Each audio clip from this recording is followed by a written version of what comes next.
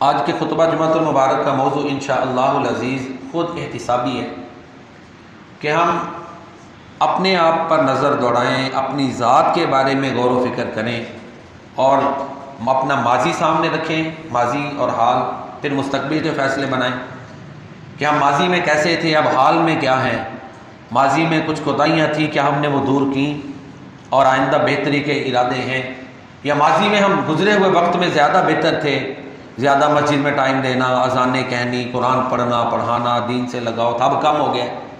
یہ خود اپنے آپ پر غور کرنا ہے کہ موجودہ جو ہماری کنڈیشن ہے، سچویشن ہے، حالت ہے، وہ کیا ہے، اپنی ذات پر غور و فکر، یہ عنوان ہے۔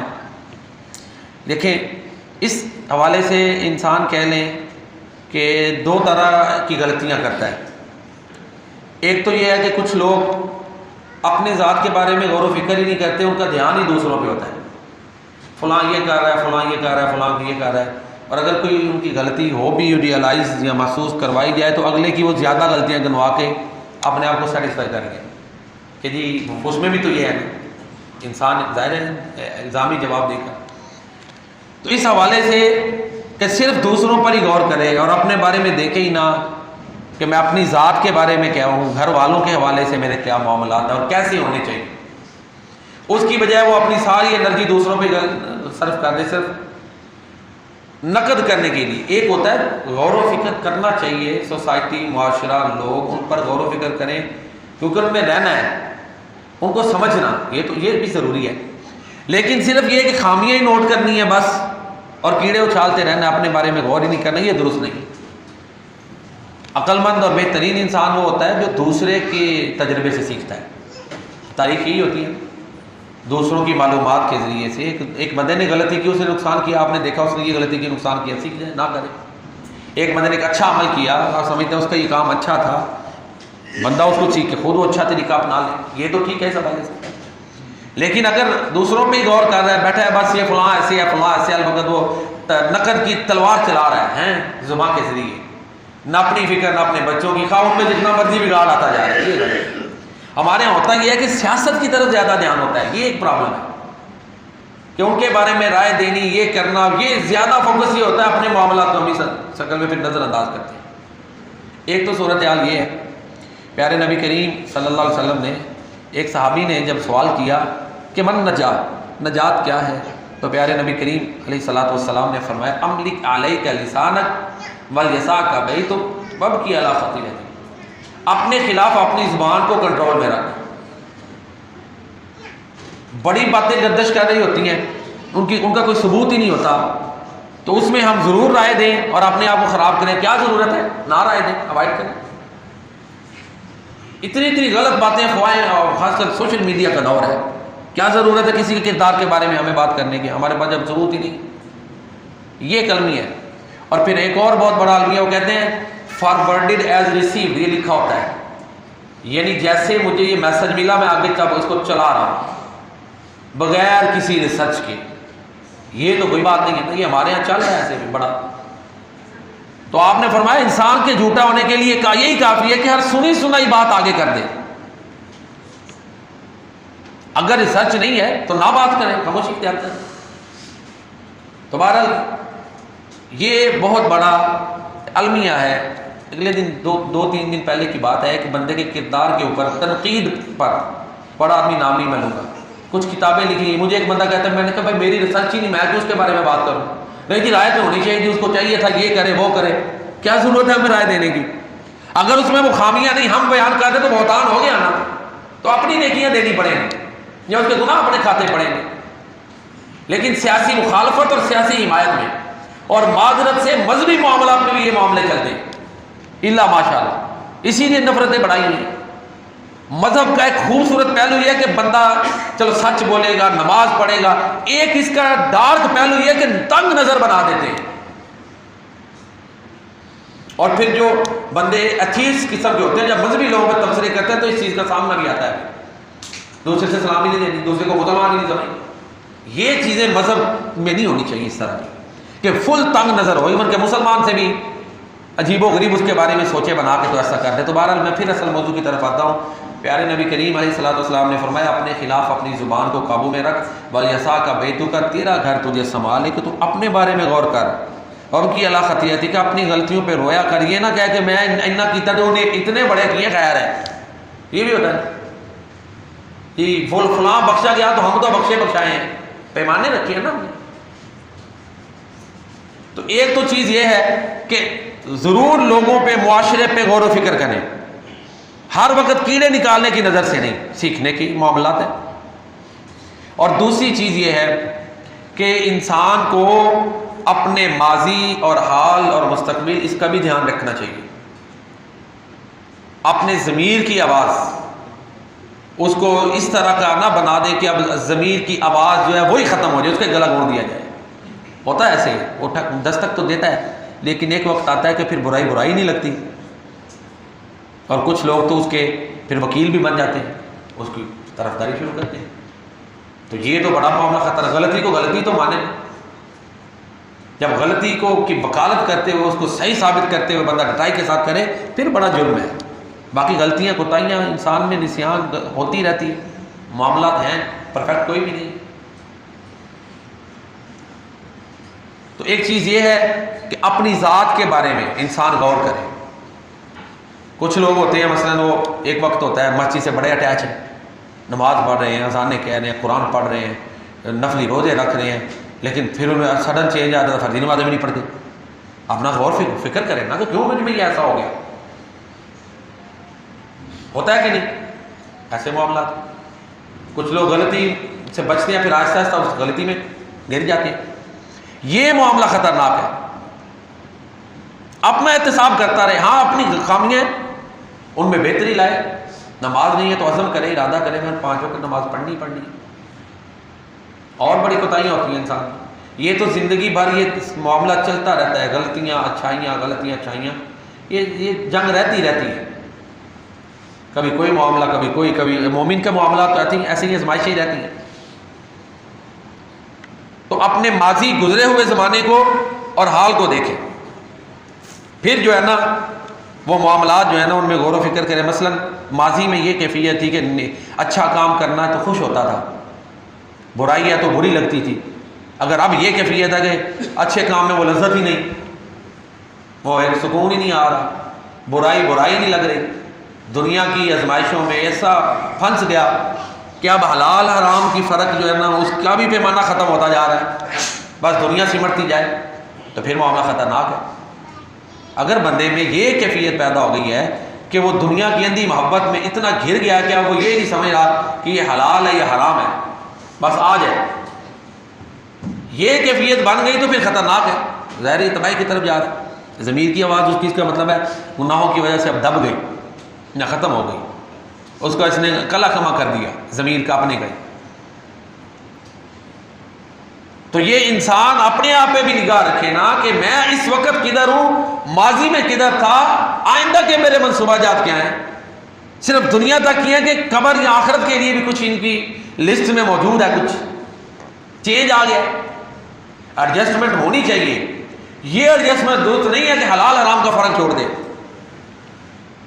معاشرتی معاملات میں انسان سیکھتا ہے اپنی ذات سے، تجربات سے، لیکن اگر روحانیت کی جگہ مادیت آ گئی یہ چینج تباہ کن ہے. اور یہ ہمارے ادھر یہ آنا آسانی سے ہو جاتا ہے کیونکہ ہر چیز کی ویلیو مادیت کی بنیاد پہ ہے. انسان کی ورتھ جو ہے معاشرے میں، سوسائٹی میں، وہ اس کی مادیت پہ ہے. اس کی اچھی شہرت ہے، اس کے پاس پراپرٹی ہے، اونچا عہدہ ہے، یا بزنس اچھا ہے، رہائش اچھی ہے، اور معاملات ہیں، اس کی بیٹھک جو ہے نا معاشرے میں بہت سارے لوگوں میں یہی پہچان ہوتی ہے نا. پھر یہ مادیت پسندی، یہ مادی سوچ ہے. اور پھر ظاہر ہے جب ایک بندہ ذہین دیکھتا ہے کہ معاشرے میں تو ویلیو ان چیزوں کی دی جاتی ہے، وہ یہ بھی دیکھتا ہے کہ کوئی نہیں پوچھتا حلال حرام ہے، کوئی نہیں پوچھتا، صرف اللہ کا خوف ہی ہے نا رکاوٹ. کچھ تو چلو حرام ایسے ہیں کہ وہ ٹھیک ہے، ان میں معاشرے میں بڑا سخت ہوتا ہے ریئیکٹ. کچھ ایسے بھی ہیں کوئی نہیں پوچھے گا. بڑے کاروبار نیٹ پہ یا دوسرے معاملات میں ایسے ہیں جو نہیں درست ہے، لیکن ان میں اس طرح کی نہیں ہے جیسے دوسرے کے حرام، چوری ڈاکہ اس طرح کا وہ نہیں معاملہ ہو.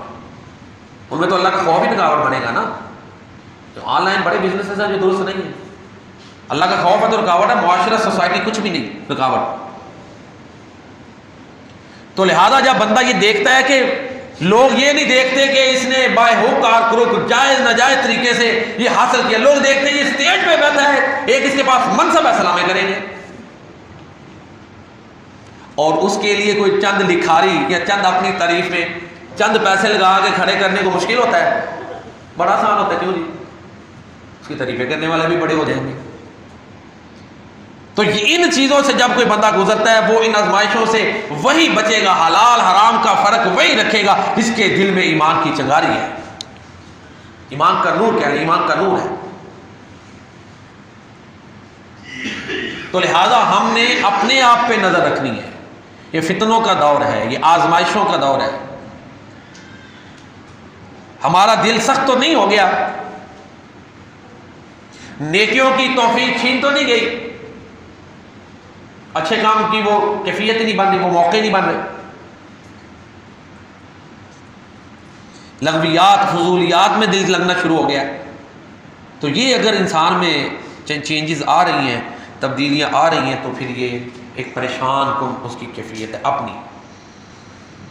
موضوع یہی ہے آج میں نے اور آپ نے یہ دیکھنا ہے کہ ہم خود کہاں کھڑے ہیں، ہمارا گزرا ہوا وقت، اس میں دیکھیں جو اچھائیاں تھیں کیا ان میں سے کچھ وہ اچھائیاں اب مینٹین ہیں، میرے اندر موجود ہیں کہ چلی گئی ہیں؟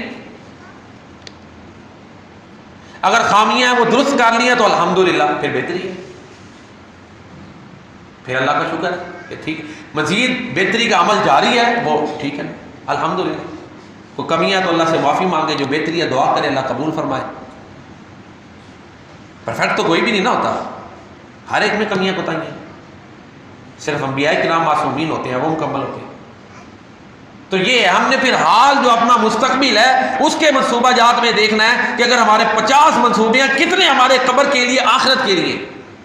اسلام یہ نہیں کہتا کہ سارے ہی تم نے بس اللہ اللہ ہی کرنا ہے، اسلام کی تو ڈیمانڈ ہی نہیں ہے کہ بس اللہ اللہ کرنے مسجد میں بیٹھ جانا ہے، بس نہیں، آپ کاروبار درست کر رہے ہیں پھر بھی سمجھے اللہ اللہ ہی ہو رہا ہے، اللہ کو یاد کر رہے ہیں، کاروبار درست ہے اللہ کو یاد رکھتے ہوئے، اللہ کے رسول کی تعلیمات پر عمل کرتے ہوئے کاروبار ہے، سمجھو اللہ کو یاد کر رہا ہے، اس کی عبادت ہے، وہ رزق حلال عین عبادت ہے، یہی مطلب ہے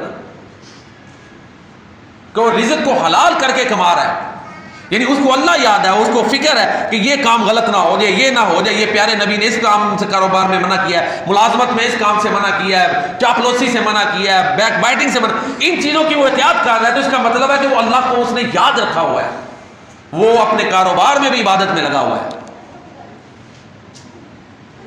اور اسی طرح ایک جو بڑی پریشان کن انسان میں کہہ لیں کہ جو نیگیٹو چینج آتا ہے وہ یہ ہے کہ اس کے اندر اس کے دل کی سختی، قساوت قلبی، دل سخت ہو جائے نا، پھر بڑے سے بڑے واقعات دیکھ کر بھی انسان کے اندر بہتری نہیں آتی، ویسے ہی رہتا ہے۔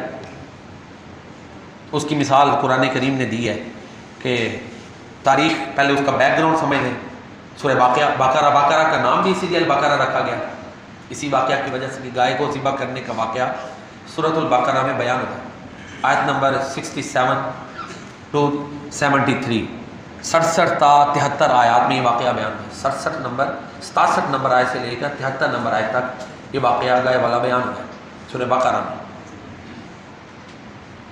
ایک شخص قتل ہو گیا جو تفسیر کی کتب میں ہے، قاتل نے اس کو قتل کیا اور اس کی جو لاش ہے وہ دوسرے کسی گاؤں میں پھینک دی۔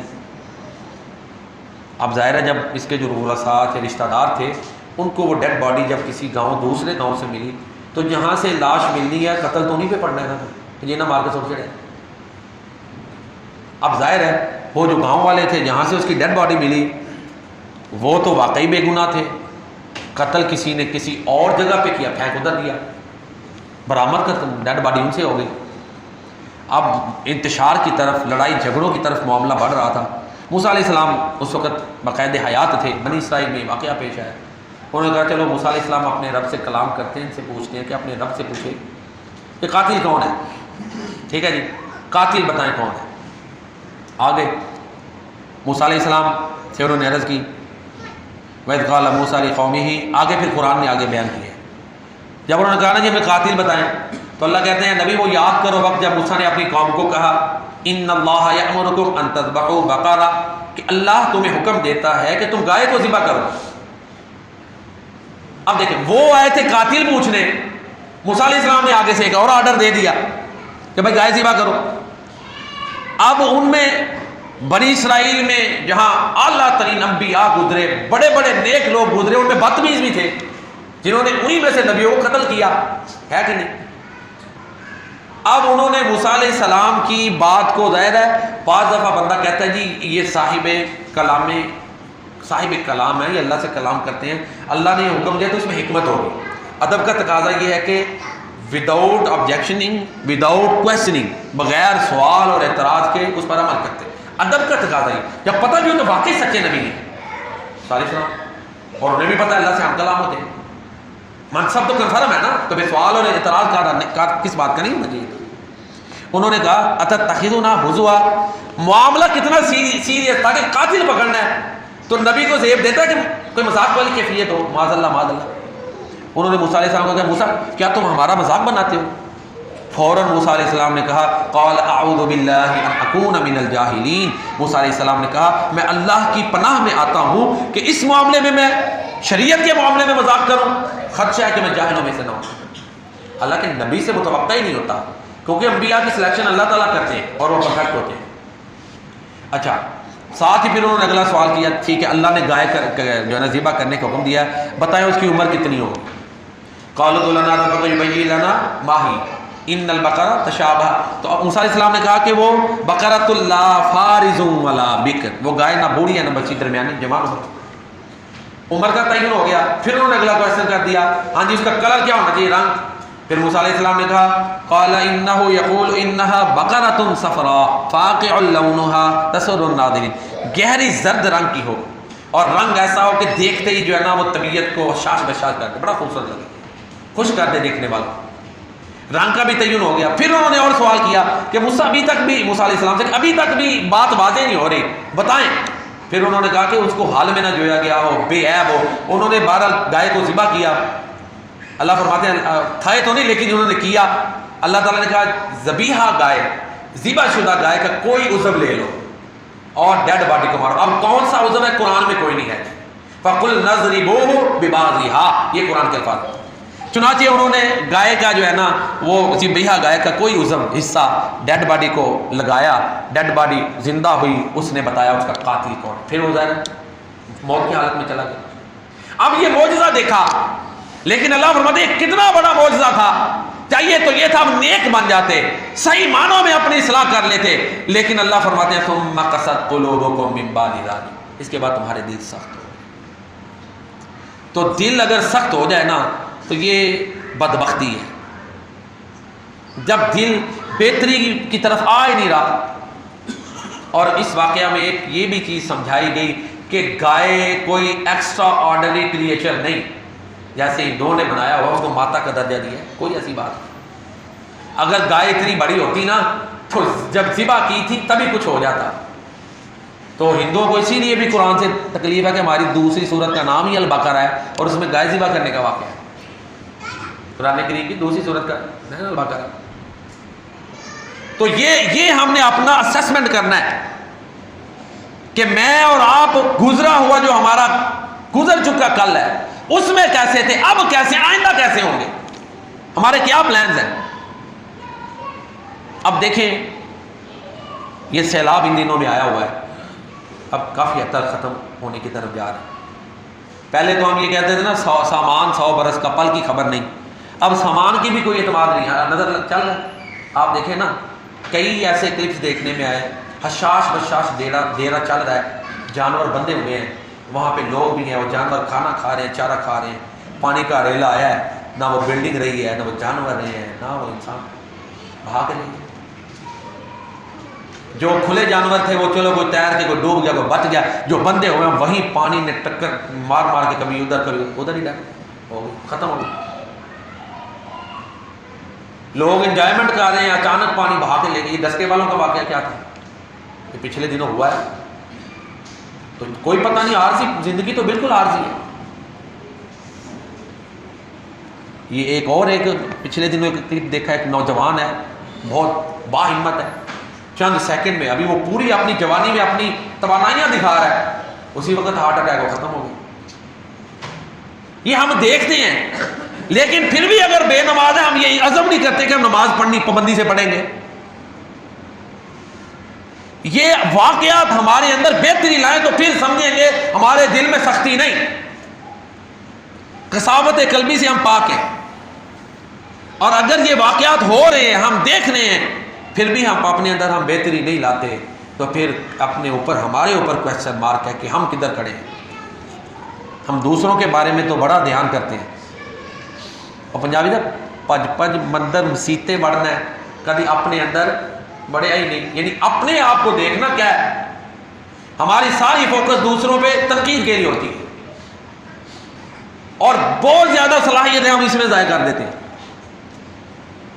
تو سیلف اسیسمنٹ، سیلف ایویلیویشن، اپنا احتساب، یہی موضوع ہے کہ میں اور آپ دیکھیں کہ کچھ ایسے معاملات ہیں جو ہم دعا کریں، عزم کریں، کوشش کریں تو اپنے اندر بہتری لا سکتے ہیں۔ کچھ سستیاں ایسی ہیں جو پہلے نہیں تھی اب آ گئی ہیں، ہم اپنا خود دیکھیں کہ یہ سستی آ گئی ہے، عزم کریں، کوشش کریں تو وہ سستی دور ہو سکتی ہے۔ کچھ اچھے کام ایسے تھے جو ہم پہلے کرتے تھے اب نہیں کر رہے، ہم صرف روٹین بنائیں تو وہ اچھے کام کر سکتے ہیں۔ ہر ایک بندے کو پتہ ہے اس کی کیا کیفیت ہے۔ کچھ غلطیاں ہیں جو ہم چھوڑ سکتے ہیں، صرف ارادہ کریں، عزم کریں، دعا کریں، اللہ سے توفیق مانگیں تو اللہ تعالیٰ ہمیں بہتری عطا کر سکتے ہیں۔ اپنے من میں ڈوب کر آ جا سراغ زندگی، تو اگر میرا نہیں بنتا تو نہ بن، اپنا تو بن۔ پانی پانی کر گئی مجھ کو کلندر کی یہ بات، تو جھکا جب غیر کے آگے نہ تن تیرا نمن۔ من کی دنیا میں نہ پایا میں نے فرنگی کا راج، من کی دولت میں نہ دیکھے میں نے شیخ و برہمن۔ جب یہ اپنا ضمیر، جب اس میں بہتری آ جائے گی سوچ میں، تو پھر اس کے نتیجے میں ہی اعمال جنم دیتے ہیں۔ اسے ہم ثقافت کہہ لیں، تمدن کہہ لیں، جو بھی کلچر کہہ لیں، تو پھر انسان کا کردار بھی اسی نتیجے میں بنتا ہے۔ جو خیالات ہیں، خیالات اور عزم اور ارادے، ان میں بہتری، یہی موضوع ہے کہ ہم کوشش تو کریں نا، نیت کریں، کچھ بھی بہتری کی سوچیں کہ چند یہ چیزیں سستیاں دور کرنی ہیں، یہ اچھائیاں لانی ہیں، تو امید ہے کہ انشاءاللہ میرے لیے بھی صدقہ جاریہ ہوگا، آپ کے لیے بھی اس کا فائدہ ہوگا جو میں نے بیان کیا، آپ نے سنا۔ اللہ تعالیٰ اپنی بارگاہ میں قبول فرمائے۔